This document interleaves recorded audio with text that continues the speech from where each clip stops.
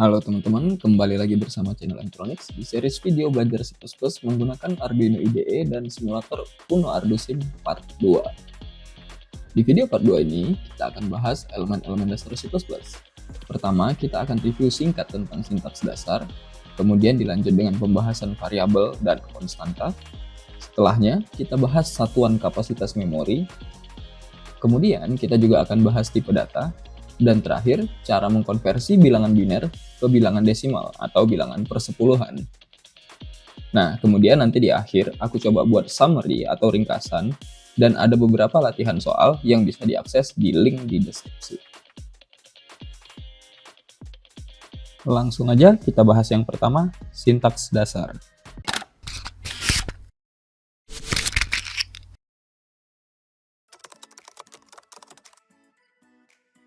Kali ini aku akan ngebahas sintaks dasar, di mana yang kita bahas adalah statement, kemudian kurung kurawal, selanjutnya komentar, dan yang terakhir adalah directive preprocessor include. Oke, pertama-tama apa itu statement? Nah, statement itu adalah suatu baris kode yang diakhiri dengan tanda titik koma. Itu dinamakan statement. Oke, misalnya gini, integer var titik koma. Ini adalah suatu statement. Nah, dalam konteks ini ada nama khususnya sih emang. Ini namanya adalah deklarasi variabel. Oke, kemudian kalau kita isi dengan 10 misalnya. Nah, ini namanya inisialisasi variabel. Oke, atau mau kayak gini, kita deklarasikan di awal. Oke, terus kita kasih komentar. Ini namanya deklarasi variabel var bertipe int, integer. Oke, kemudian kita inisialisasi. Misalkan var diisi dengan 10. Nah, ini namanya inisialisasi variabel. Tapi bisa juga seperti tadi. Integer var 2 kita isi dengan 10. Nah, ini deklarasi sekaligus inisialisasi. Oke? Sip. Nah, ini namanya statement, pada baris 2 namanya statement, pada baris 3 juga statement, pada baris 5 juga statement. Kenapa? Karena ditandai dengan akhiran titik koma atau semikolon. Selanjutnya kita bahas yang kedua, yaitu kurung kurawal. Oke, sebentar saya hapus dulu yang ini. Nah, jadi kurung kurawal itu mensegmentasi program. Ada kurung kurawal yang wajib, ada juga yang nggak wajib. Tapi karena nggak wajib ya nggak perlu kita lakukan. Misalnya kayak gini, kurung kurawal buka, kurung kurawal tutup, kita enter. Terus di sini kita deklarasikan sebuah variabel. Misalkan integer var a diisi dengan 0. 1 deh. Oke. Nah, kemudian kita pengen ubah di luar kurung kurawal. Var a diisi dengan 3. Nah, harusnya ini nggak bisa dikompil karena var a tidak terdefinisi. Dia hanya terdefinisi di dalam kurung kurawal, artinya di area atau di bagian baris 5 sampai baris 7. Oke, di luar kurung kurawal dia udah nggak dikenali. Tuh, itu namanya scope. Itu nanti akan kita pelajari. Tapi untuk sekarang kita nggak perlu mengenali ini. Hanya saja aku pengen mendemonstrasikan bahwa kurung kurawal itu mensegmentasi suatu program. Oke? Dalam konteks ini mensegmentasi integer var a di dalam suatu blok. Yang kalau kursor udah berada di luar blok, artinya ketika program udah mengeksekusi baris 8, var a udah nggak dikenali. Sekarang mari kita buktikan. Kita compile. Nah, di sini compilation error di mana kurung kurawal ini udah mensegmentasi var a sehingga var a tidak dikenali di luar kurung kurawal. Nah, di sini error outputnya adalah var a was not declared in the scope. Jadi nggak terdeklarasi di dalam scope ini. Oke, kayak gitu ya. Nah, kemudian yang kedua, kurung kurawal juga merupakan kewajiban untuk kita mendefinisikan atau membuat badan fungsi. Misal, ini ada fungsi yang namanya setup, bertipe void dan badan fungsinya ini yang aku blok dari baris 3 ke baris 6. Supaya gampang kayak gini misalnya. Nah, dari baris 4 ke baris 6 ini adalah badan fungsi dari fungsi setup. Oke. Nah, kalau misalkan aku hapus kurung kurawal yang di baris 7, kemudian aku compile, nah ini nggak akan bisa. Kenapa? Karena udah aturan sintaksnya bahwa suatu fungsi atau sebuah fungsi itu harus memiliki badan fungsi, dan badan fungsi didefinisikan dengan kurung kurawal buka dan tutup. Oke. Nah, ada lagi yang lain, yaitu saat menggunakan if atau mungkin menggunakan else juga, if, yaitu struktur kendali, kemudian repetisi for, repetisi while, dan repetisi do while, itu juga menggunakan kurung kurawal sebagai badan dari repetisi atau badan dari struktur kendali tersebut. Tapi nanti itu kita akan demonstrasikan di video-video berikutnya. Untuk sekarang kita bahas kurung kurawalnya aja. Nomor 2, kurung kurawal clear. Nah, selanjutnya kita bahas komentar single line dan multi line. Nah, di sini di program ini adalah program bawaannya Arduino. Oke, ada 2 line comment di baris 4 dan baris 9. Nah, di baris 4 ini put your setup code here to run once. Ya udah, ini catatan bagi kita, seorang programmer, ketika kita ingin membaca sebuah program. Jadi, kalaupun kita hapus ini nggak ada masalah. Kalaupun kita hapus komentar, ini nggak ada masalah, tetap nggak ada compilation error. Tetapi, kalau misalkan komentar ini kita hapus tanda slash-nya, dia bukan lagi sebuah komentar sehingga dia menjadi error. Karena apa? Karena susunan karakter ini atau kalimat ini bukanlah sintaks atau bukanlah ini bukanlah baris kode yang bisa dipahami oleh compiler atau dalam konteks ini C++ dan Arduino. Oke? So, jadi itu nggak bisa dikenali. Ini tetap kita buat sebagai komentar aja. Nah, sekarang kalau mau 2 komentar, misalnya kita bikin versi bahasa Indonesianya, letakkan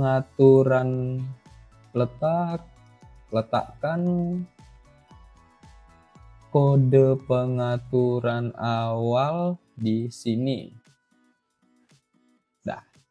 Nah, ini tetap valid gitu. Oke, tapi ada cara lain untuk membuatnya menjadi multi line. Oke, jadi kita ganti tandanya seperti ini. Oke, Arduino IDE kebetulan otomatis kalau kita kasih slash dan bintang, dia akan membuat karakter pasangannya, yaitu bintang dan slash. Nah, ini bisa kita letakkan di sini. Ya. Kemudian ini juga kita bisa letakkan dalam komentar multi line. Oke. Nah, ini valid. Kita compile. Ini baris 5 dan 6 ini tetap dianggap sebagai komentar. Oke. So, yang di baris 11 itu adalah komentar single line, yang di baris 4-7 itu adalah komentar multi line. Sekarang aku mau buat program dulu, aku mau tulis kode program dulu untuk mendemonstrasikan sintaks dasar dari poin 1 sampai 4 ini.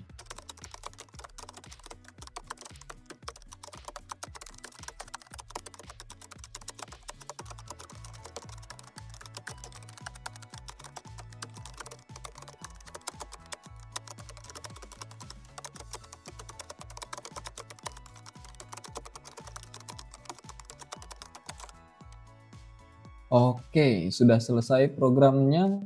Jadi, kita menggunakan library math.h, ini library matematika. Nah, yang mau aku tekankan di sini adalah penggunaan include. Jadi, math.h ini ada di suatu folder lain atau di suatu tempat lain yang bisa diakses oleh program ini.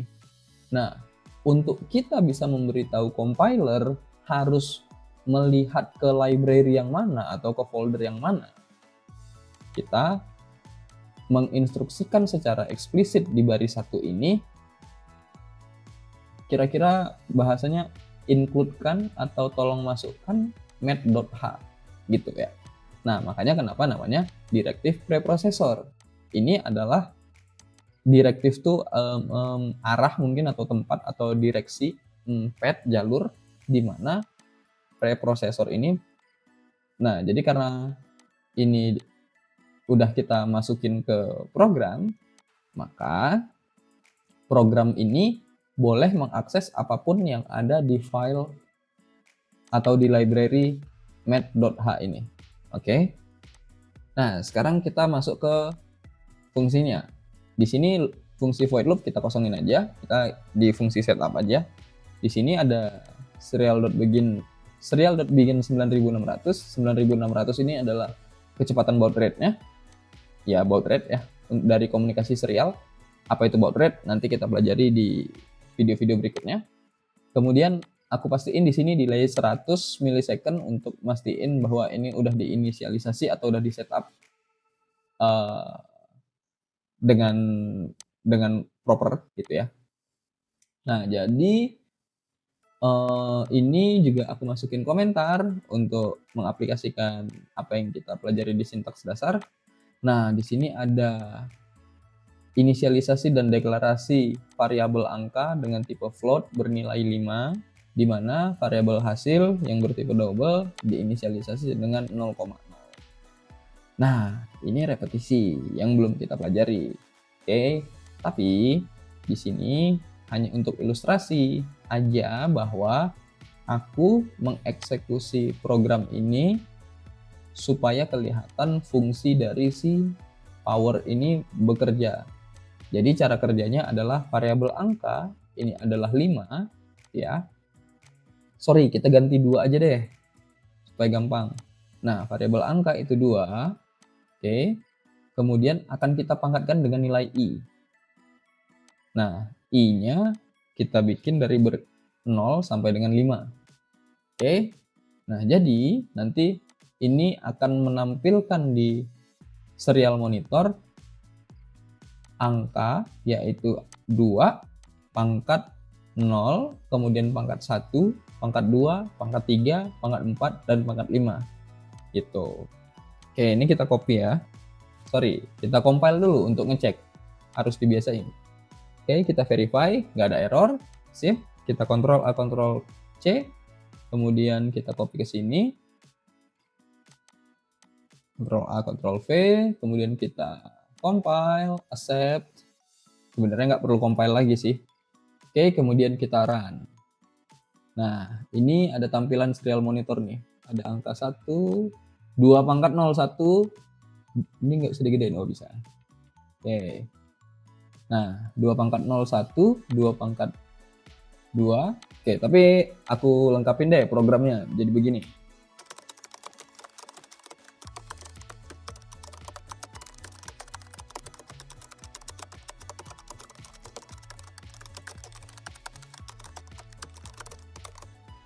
Oke, Ctrl A, Ctrl C. Sini, Ctrl A, Ctrl V. Accept, dan run lagi. Nah, 2 pangkat 0 sama dengan 1, 2 pangkat 1 sama dengan 2, 2 pangkat 2 sama dengan 4, 2 pangkat 3 sama dengan 8, dan 2 pangkat 4 sama dengan 16, terakhir 2 pangkat 5 sama dengan 32. So, jadi kita udah ngebahas directive preprocessor ini, kemudian kita udah bahas single line komentar, multi line komentar. Kemudian kita juga udah bahas bracket di sini, juga bracket di repetisi for, dan terakhir kita juga udah bahas statement nih. Oke. Nah, after ini selanjutnya kita akan bahas konstanta dan variabel.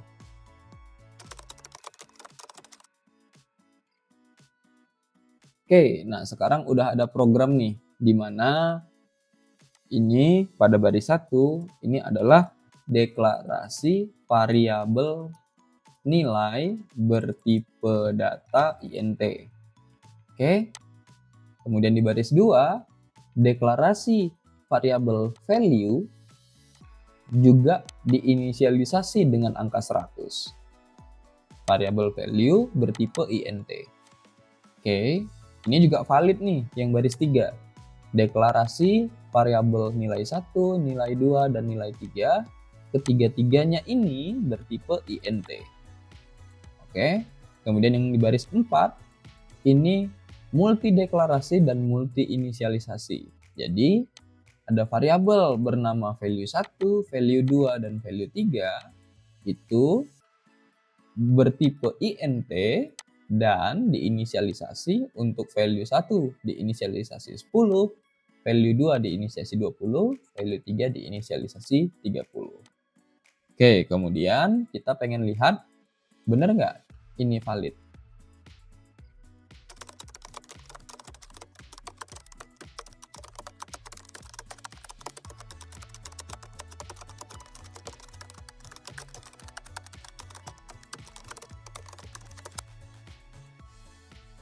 Oke, ini udah kita bikin programnya dengan menampilkan isi dari variabel-variabel ini di serial monitor.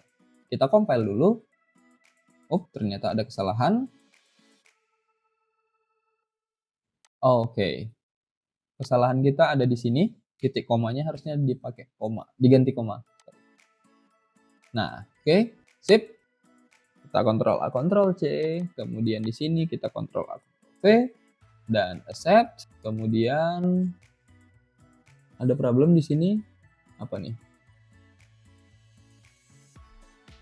Ternyata di sini nggak bisa nih tanpa diinisialisasi.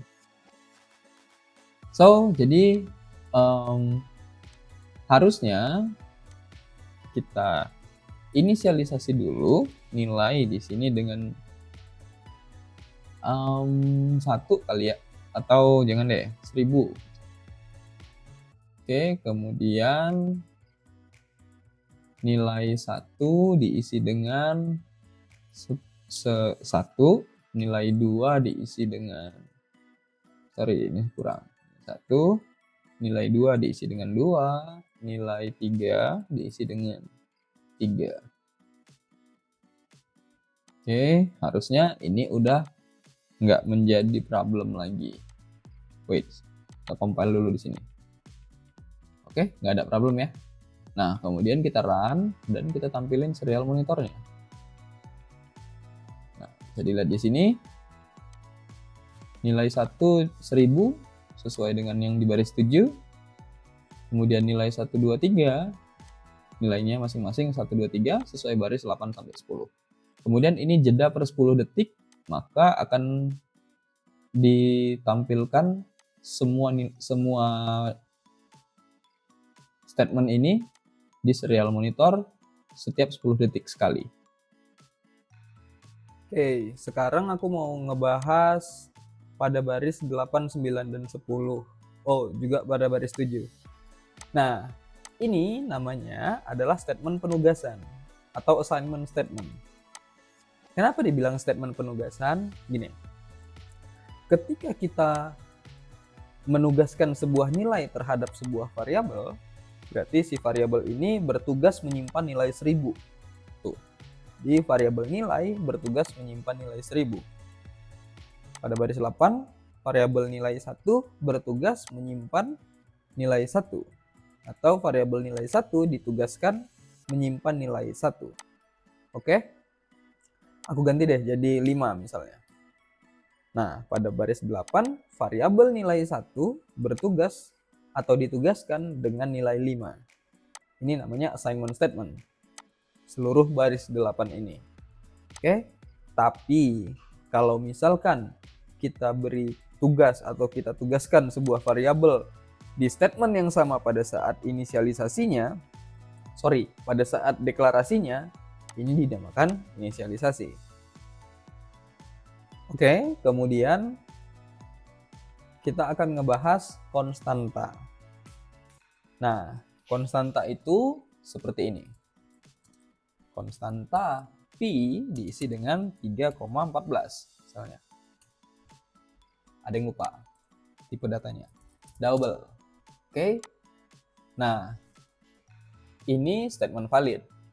Tapi kalau kita tulis begini, konstanta double P2 misalnya. Kemudian di sini P2 diisi dengan 3,14. Nah, ini nggak valid. Kenapa? Konstanta harus langsung ditugaskan sebuah nilai. Oke, ini nggak valid. Kenapa? Karena konstanta tidak bisa diubah. Dia sifatnya bukan variabel. Artinya, begitu kita tugaskan sebuah nilai, maka maka konstanta tersebut tidak akan bisa diubah-ubah lagi nilainya. Misal kita tulis di sini di baris 13. P diisi dengan 100. Kalau kita compile, ini nggak akan valid. Pasti ada compilation error. Oke? Nah, so itulah konstanta. Ya.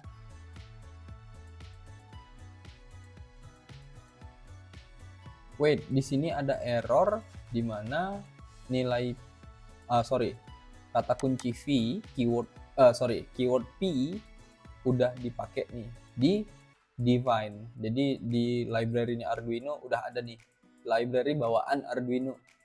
Oke. Nah, kita ganti huruf kecil aja misalnya. Oh, jangan deh. Ganti yang lain. Misalnya G, gravitasi. Oke, konstanta gravitasi. Ini kita isi 9,81. Oke, kita compile. Nah, bisa nih. Karena G belum dideklarasikan. Oke, gitu ya. Kita compile lagi. Pastiin. Oke, clear. Sebelum kita masuk ke tipe data, kita bahas dulu satuan kapasitas memori.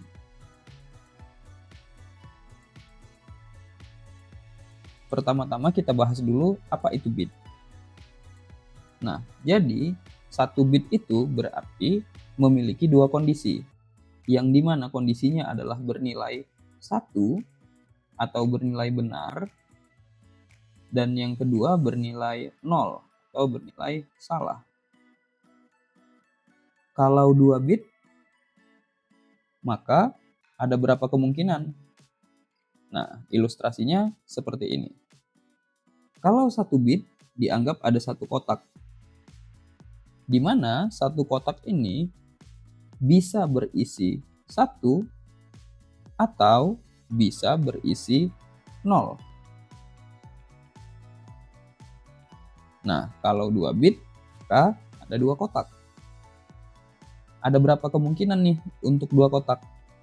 Nah, untuk 2 kotak berarti ada kemungkinan 0 dan 0, 0 dan 1, 1 dan 0, 1 dan 1.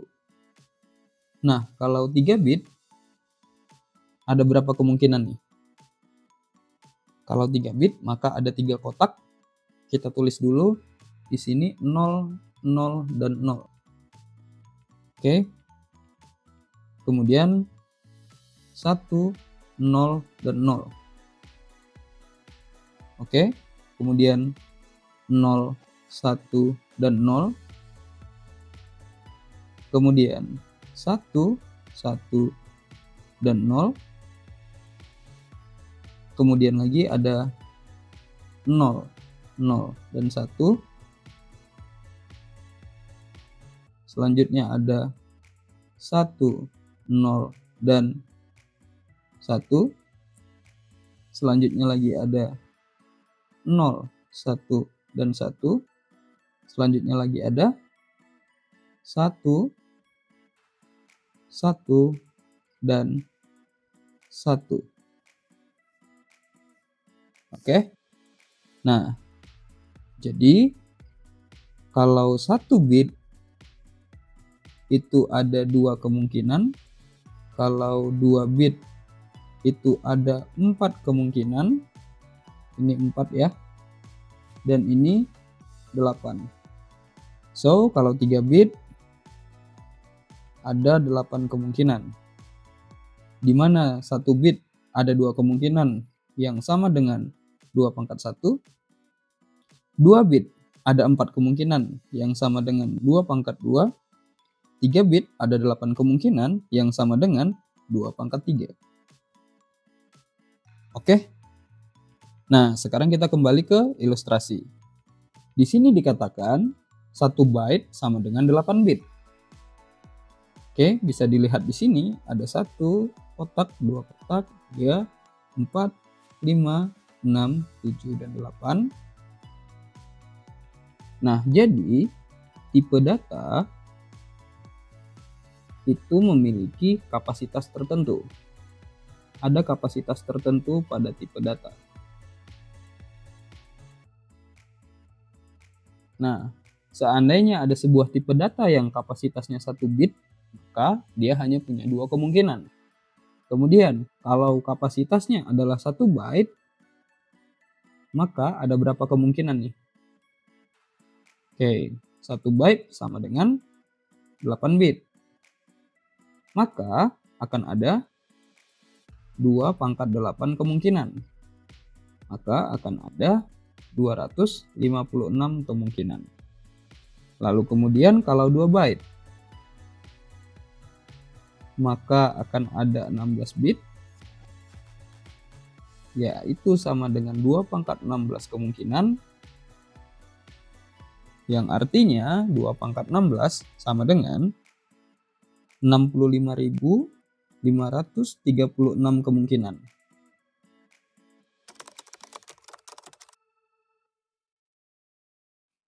Oke, sekarang aku akan ngebahas tipe data yang ada di Arduino berdasarkan kapasitasnya dan rentang nilainya. Mungkin nggak semua aku sebutkan, tapi aku coba sebanyak mungkin. Oke? Nah, pertama tipe data yang paling kecil, yaitu tipe data boolean namanya. Jadi, tipe data boolean ini adalah tipe data yang hanya bisa menyimpan 2 kemungkinan, yaitu 1 dan 0. Jadi, kapasitasnya adalah 1 bit. Oke, kemungkinan nilainya ada 2. Nah, rentang nilainya 0 dan 1. Tipe data ini namanya adalah tipe data boolean dengan kata kunci yang harus kita ketik di program adalah bool. Nah, jadi tipe data boolean ini adalah tipe data logika, hanya bisa menyimpan 2 kondisi, 0 dan 1, true atau false, high atau low. Oke, selanjutnya kita akan ngebahas tipe data dengan kapasitas sebesar 1 byte. Ini berarti 8 bit. Nah, kemungkinan nilainya berarti 2 pangkat 8, yang artinya adalah 256 kemungkinan. Nah, rentang nilainya adalah 0 sampai 255, dan yang kedua adalah minus 128 sampai dengan 127. Itu. Nah, apa aja sih tipe data ini? Yang pertama, dengan rentang nilai 0 sampai 255 dulu. Nah, ini ada byte. Bukan byte. Byte itu yang ini, di bawah. Nah, untuk yang 0 sampai 255 itu ada UINT 8_T. Kemudian ada unsigned char.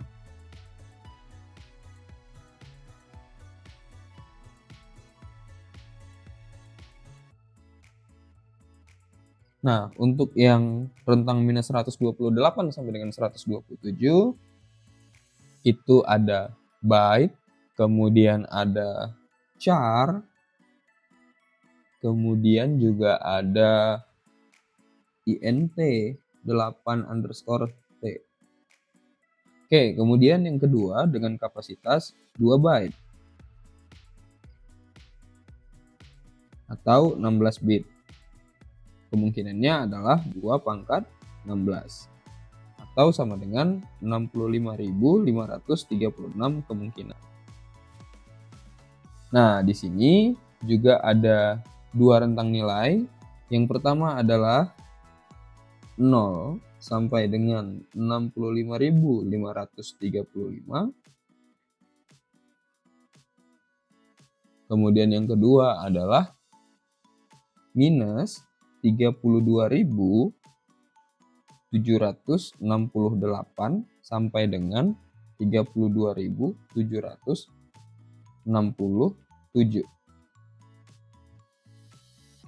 Oke, apa aja sih tipe data ini? Ini kita pisahin dulu. Yang pertama, di sini ada UINT 16_T, kemudian ada unsigned integer. Nah, untuk yang rentang dengan pakai minus, itu ada integer, kemudian int 8_T.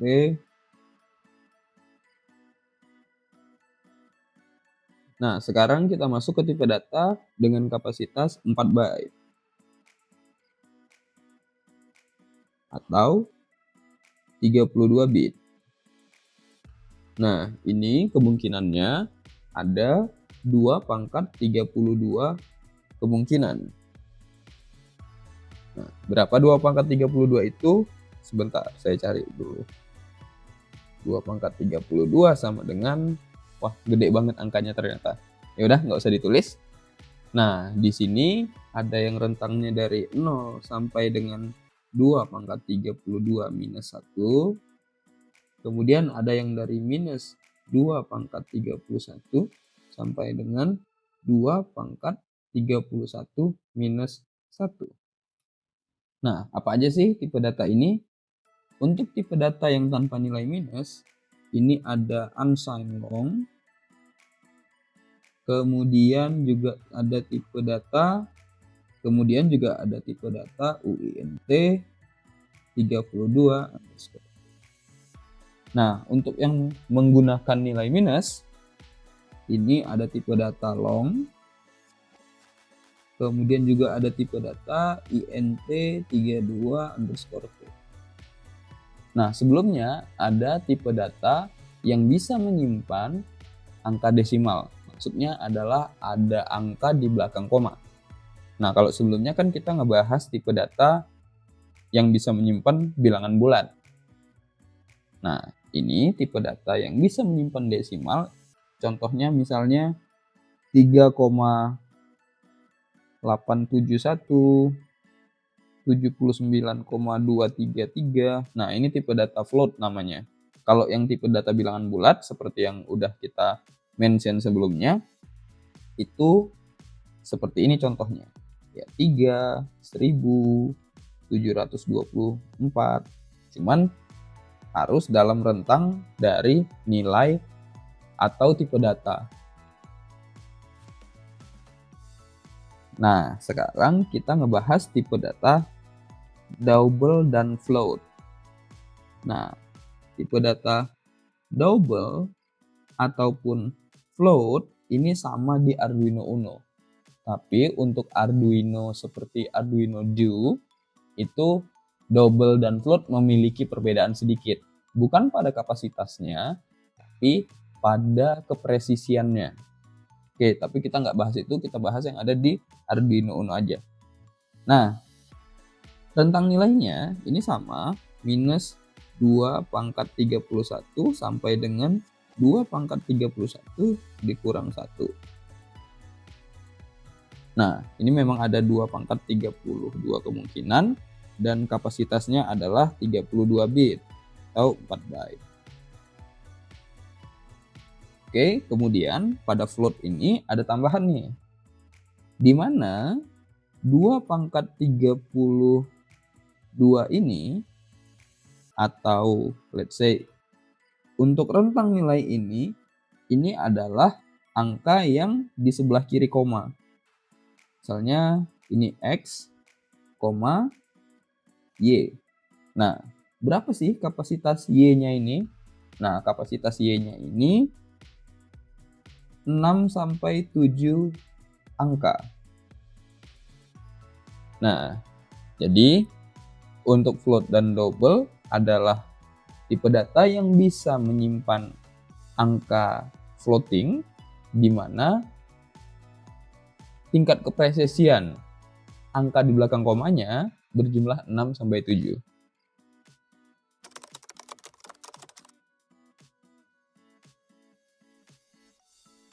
Nah, tadi kita udah ngebahas tipe data bilangan bulat, tipe data bilangan floating, dan kemudian tipe data bilangan biner.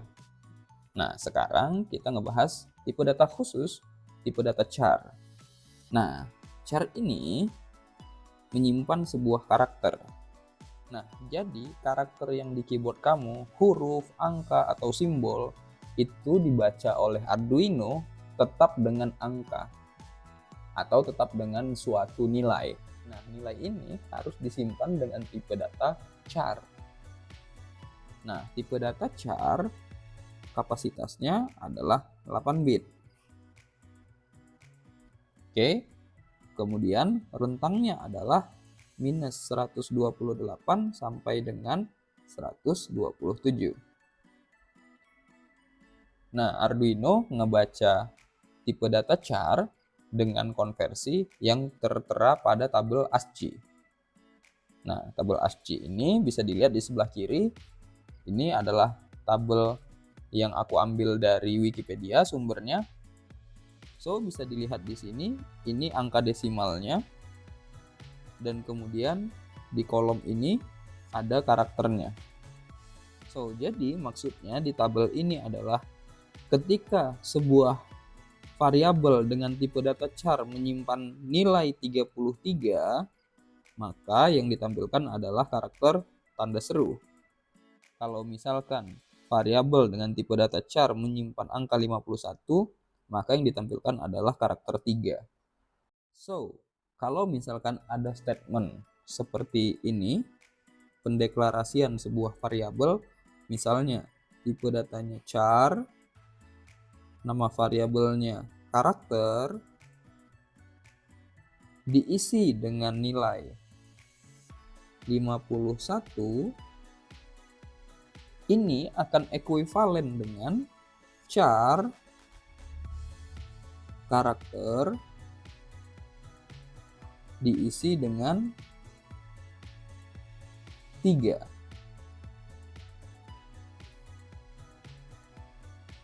Nah, kedua statement ini ekuivalen gitu.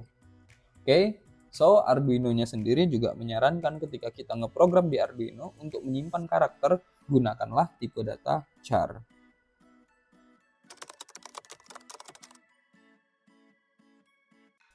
Nah, sekarang aku mau bahas sedikit mengenai cara konversi dari bilangan biner ke bilangan desimal. Ini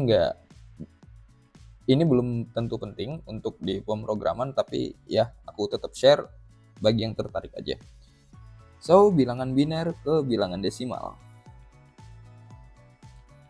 Nah, tadi kita udah bahas ya, apa itu bit, apa itu tipe data, apa itu byte. Tadi kita udah bahas itu. Nah, sekarang aku mau bahas bilangan biner. Nah, bilangan biner ini memiliki kondisi 1 atau kondisi 0. Yang artinya itu sama dengan kapasitas 1 bit tadi. Oke. Nah, kemudian kita juga udah bahas tadi 1 byte. 1 byte itu sama dengan 8 bit.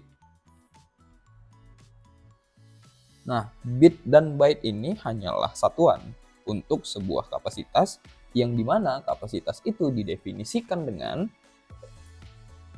2 pangkat sekian, yang artinya itu adalah basis dari bilangan biner. Oke, nah sekarang mari kita lihat contoh bilangan biner berikut.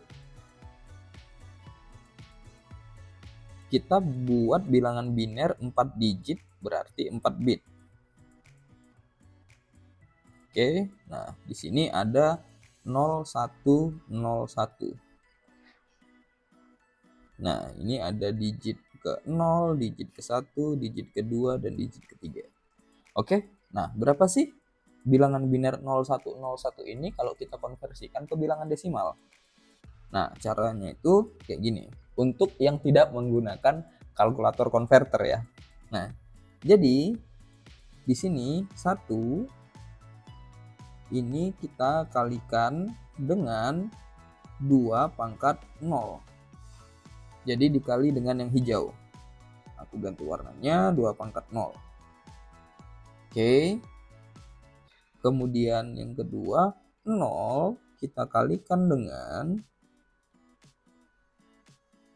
2 pangkat 1. Begitu seterusnya. Oke, kemudian ini 2 pangkat 0 itu 1 dikalikan dengan 1. Yaitu 1. Kemudian 2 pangkat 1 itu 2 dikalikan dengan 0. Maka hasilnya 0. Kemudian di sini 2 pangkat 2 itu 4 dikalikan dengan 1, maka hasilnya adalah 4 dan yang di sini adalah 0. Kemudian kita jumlahin semuanya. Ini adalah 5. Oke. Terus gimana kalau misalkan 8 bit? Nah, kalau 8 bit berarti kan ada 8 digit ya. 8 bit atau 1 byte. Nah, ini berarti ada 8 digit. Kita tulis aja sembarang 10110111. Nah, di sini ini ada digit 0, 1, 2, 3, 4, 5, 6, 7. Oke. Nah, so caranya sama seperti tadi. Berarti yang bagian ini berarti nilainya adalah 1, kita kalikan dengan 2 pangkat 0. Kemudian yang ini nilainya 1, kita kalikan 2 pangkat 1. Kemudian yang ini nilainya 1, kita kalikan 2 pangkat 2, dan seterusnya. Yang ini 0 dikalikan 2 pangkat 3. Selanjutnya 1, 1, 0, 1 dikalikan 2 pangkat 4, kalikan 2 pangkat 5, kalikan 2 pangkat 6, kalikan 2 pangkat 7.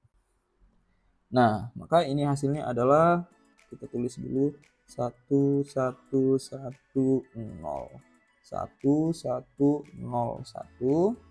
Kemudian kita kalikan 2 pangkat 0 itu 1, 2 pangkat 1 itu 2, 2 pangkat 2 itu 4, 2 pangkat 3 itu 8, 2 pangkat 4 itu 16, 2 pangkat 5 32, 2 pangkat 6 itu 64, dan terakhir 2 pangkat 7 itu 128. Nah, hasilnya adalah ini 1, kemudian ini 2, 4, ini 0, ini 16, ini 32, ini 0 lagi, kemudian ini 128. Nah, ini kita jumlahin nih semuanya. Berapa nih jadinya? 1, 2, 4, itu 7, tambah 16 itu 23, tambah 32 itu 25, tambah 30, 55, 55 tambah 128, berarti 183. Bener nggak? Oke, gitu aja sedikit pembahasan tentang konversi bilangan biner ke bilangan desimal.